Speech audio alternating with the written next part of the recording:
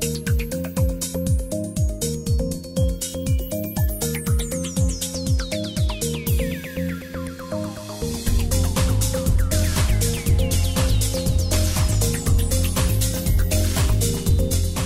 tarde, eu vou me levantar para enxergar melhor a apresentação. E eu primeiro quero agradecer o convite à professora Marta, ao Núcleo de Gênero e Direito da Fundação Getúlio Vargas, dizer que é um prazer para mim estar aqui participando desse seminário, especialmente porque eu sou advogada e venho trabalhando na área de sociedade civil há muitos anos, realmente. Desde que eu me formei em 1984, eu tenho 30 anos de vida no campo do direito e sempre trabalhei com grupos de mulheres já na década de 80 e, pelo menos desde 93, eu venho acompanhando, às vezes mais de perto, às vezes um pouco mais de longe, o desenvolvimento de programas de fortalecimento de lideranças comunitárias no Brasil, lideranças mulheres, né? Acho que é muito interessante falar disso na frente da Melinha Teles, que é a presidente da União de Mulheres, que desenvolve um dos maiores programas de promotoras legais populares do país. E o que eu trouxe hoje para nosso debate é, de certa forma, uma perspectiva que eu espero que dialogue, né, que eu penso que dialoga com o que foi colocado aqui sobre o processo de implementação das políticas, que eu vou olhar pelo lugar das vítimas, né? Na minha opinião, o processo de enfrentamento ao tema de violência doméstica é um processo de profunda solidão. E as formas que nós, como movimento feminista, encontramos de lidar com ela a partir de políticas do Estado não necessariamente quebra essa solidão, ao contrário, às vezes ela pode reforçar. Então, só fazendo um breve relato, eu gostaria também de dizer que eu li alguns materiais de outros países, em especial o acompanhamento da lei de violência doméstica na Índia, que foi feita pelo Programa de Direitos das Mulheres do Lawyers Collective. Elas vêm monitorando a implementação da lei, e várias coisas que a gente observa no Brasil são muito comparáveis ao que se observa em outros países que têm legislação de violência doméstica, especialmente em países do Hemisfério Sul, países em desenvolvimento, né, onde a questão da relação com o Estado é um desafio especial. Então, fazendo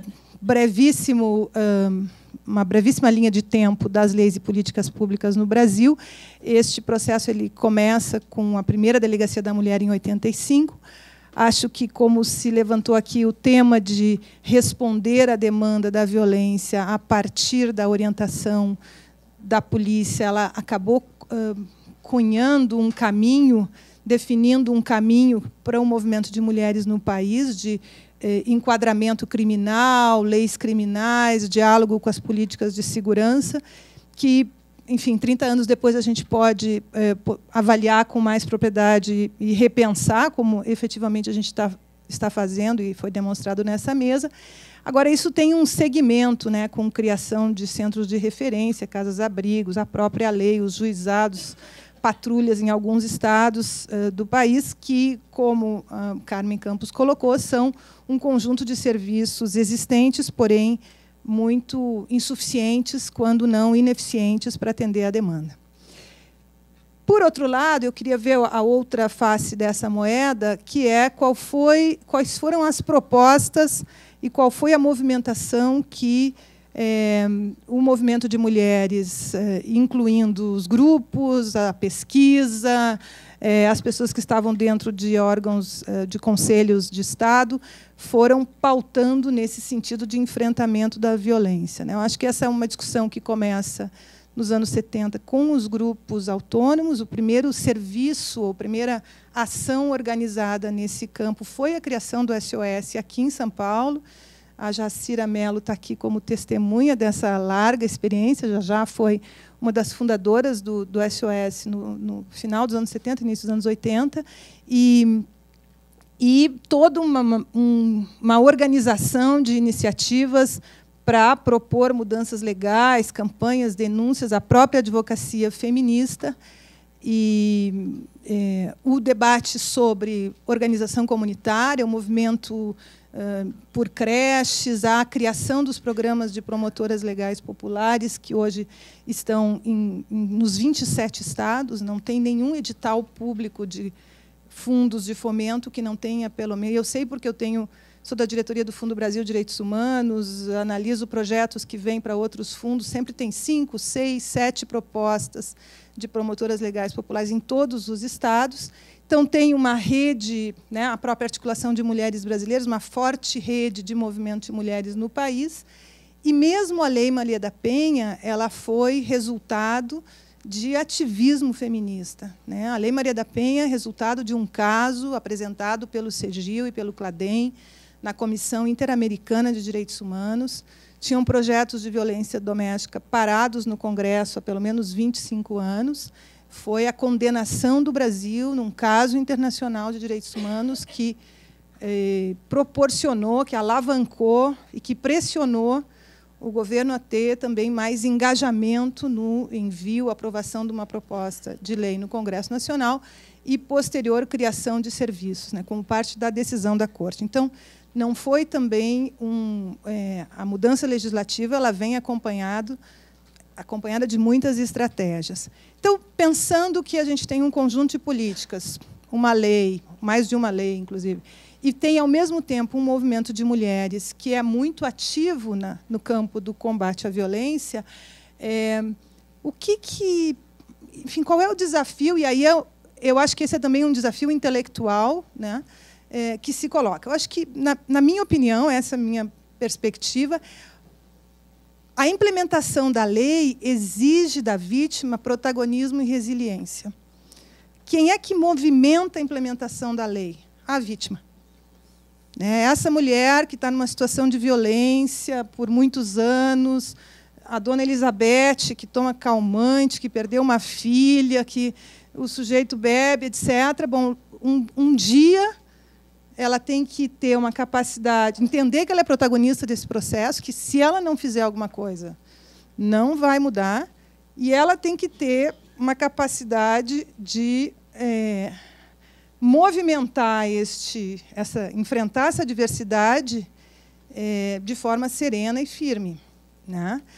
Resiliência é um conceito interessante, ele é trazido da física, que é como a matéria pode ser pressionada sem se desfazer, né? Sem se estressar.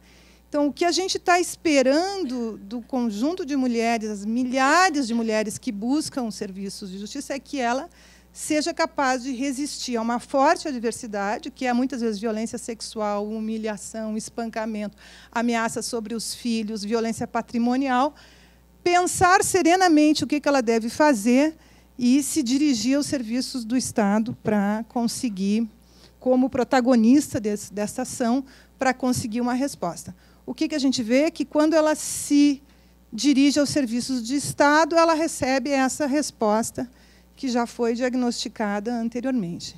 Então, eu trouxe uma pequena lista de questões gerais, assim, que implicam nesse movimento de ser uma protagonista, que é, em primeiro lugar, reconhecer que ela está sofrendo violência, né?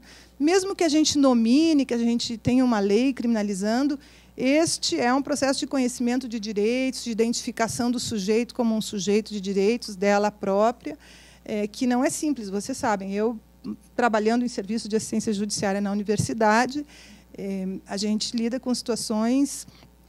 Por exemplo, teve uma mulher que nós atendemos a semana passada, que o marido fazia ela comer no chão. Ela fazia comida, servia todo mundo, ele não batia nela. Mas ela, depois que toda a família comia, ele jogava o resto da comida no chão e ela tinha que comer no chão. E aí as alunas perguntavam, como é que a gente enquadra?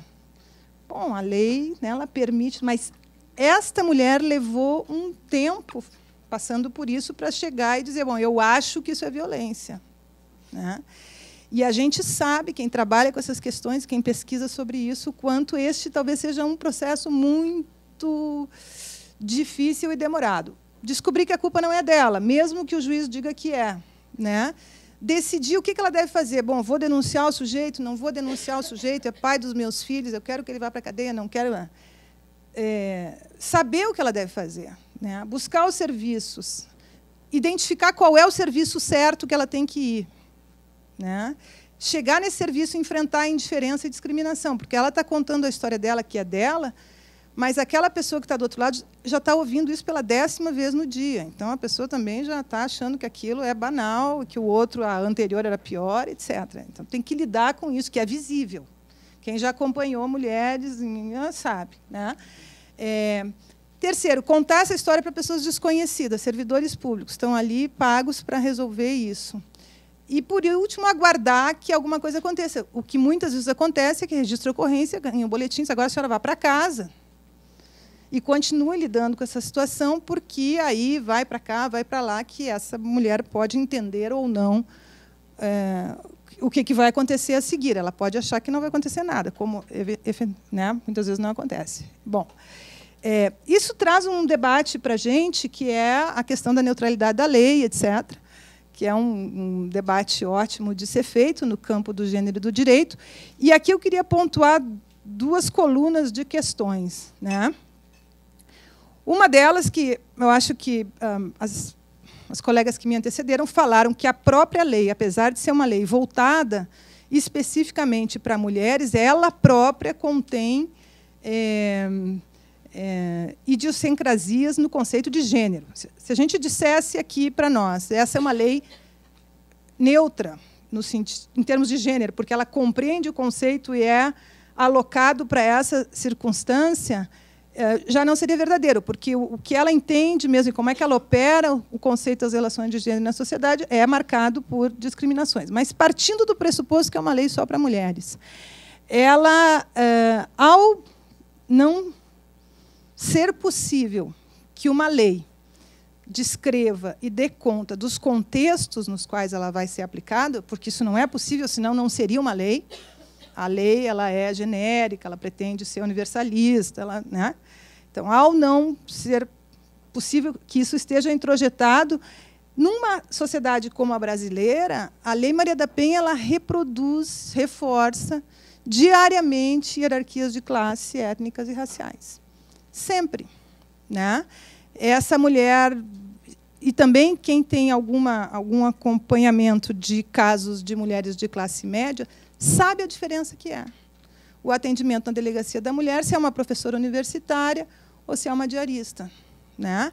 E a diferença é, do ponto de vista da questão fundamental que foi colocada aqui, que é qual é o valor da palavra daquela mulher. Se é uma professora universitária que diz, isso me aconteceu, sem dúvida. Se é uma mulher pobre, negra ou indígena que diz, precisa de evidência. Testemunha, outra testemunha, etc. Então, ali há um filtro permanente de verdade, enfim, de definição do que é verdade ou não, a partir deste sujeito feminino, se ela é branca ou negra, se ela é pobre ou de classe média alta, e qual é que conduz a uma discussão da veracidade da sua narrativa. E este, para mim, é um tema central da implementação da Lei Maria da Penha. Como que nós vamos fazer para enfrentar isto, né? Qual é o debate que a gente vai fazer com o judiciário, com a polícia, com o governo sobre essa questão? Ou qual é a reforma que a gente precisa fazer na lei, ou como é que a gente precisa repensar ela para incorporar essas 2 dimensões de uma forma muito explícita. Porque, tal como está, ela tem contribuído para estigmatizar ainda mais esse debate da violência intra-classes sociais e interracial e interétnica. A outra coluna de questões é o resultado disso, na minha opinião, né?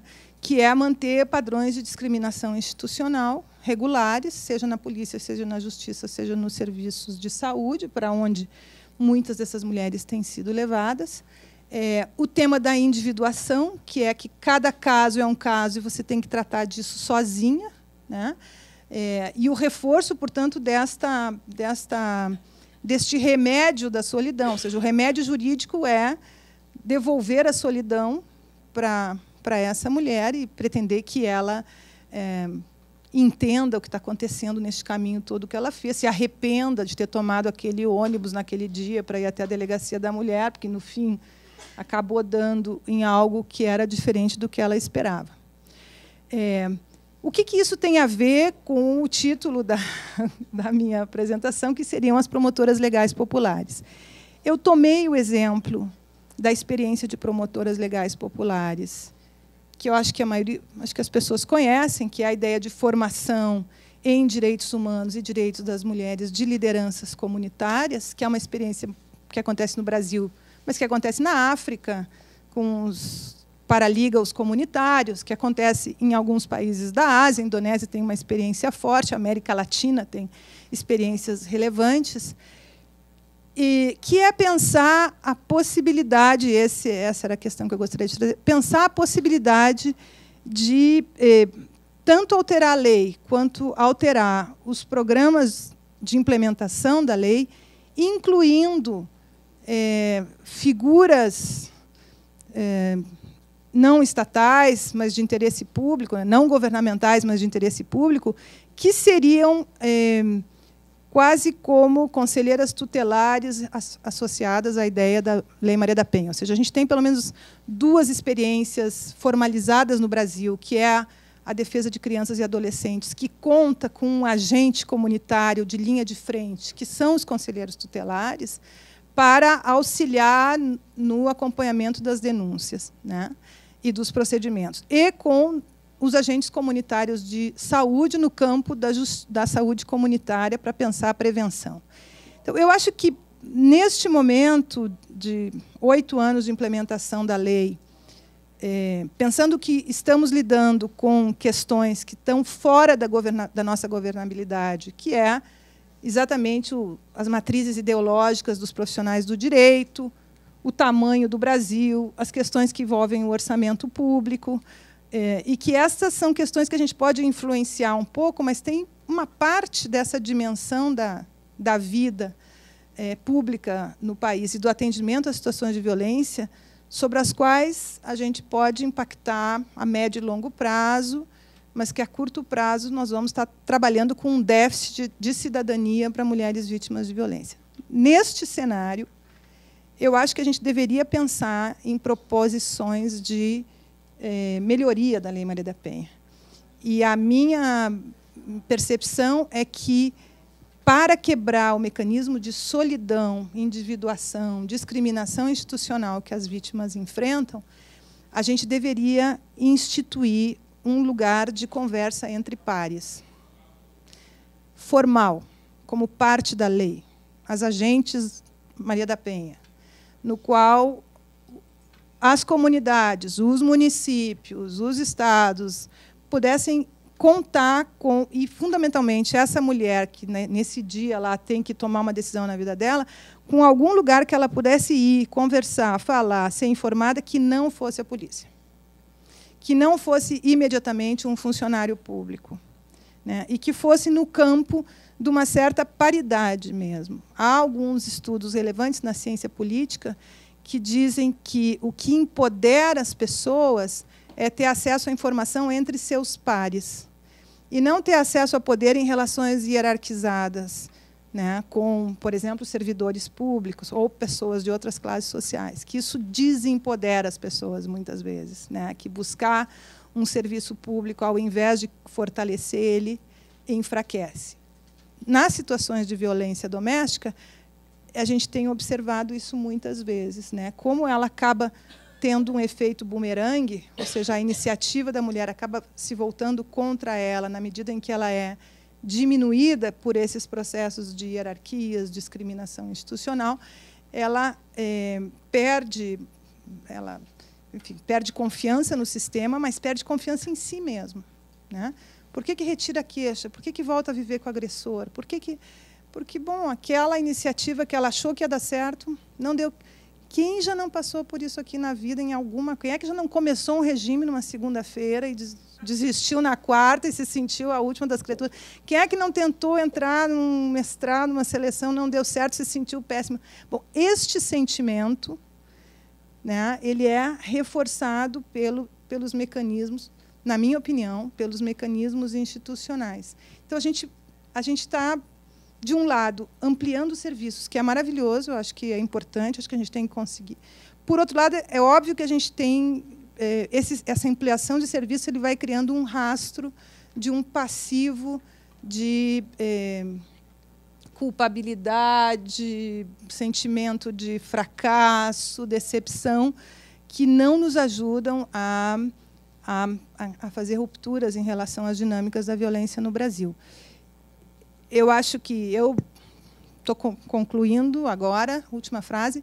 Eu acompanhei neste ano, né, um serviço de informação à mulher das promotoras legais populares de Porto Alegre, com essa dinâmica e a média de retornos para a conversa era 6 vezes, 8 vezes. Se a gente escuta as PLPs falando, o que elas dizem? Não, a gente sabe que a gente tem que conversar com ela umas 5, 6 vezes até que ela se sinta em condições de suficientemente madura na sua decisão para ir na delegacia de polícia. Então, esses processos eles têm outra qualidade. Eu acho que é essa qualidade que a gente deveria pensar como ampliar no Brasil e como ampliar institucionalmente para poder quebrar esses ciclos. Obrigada.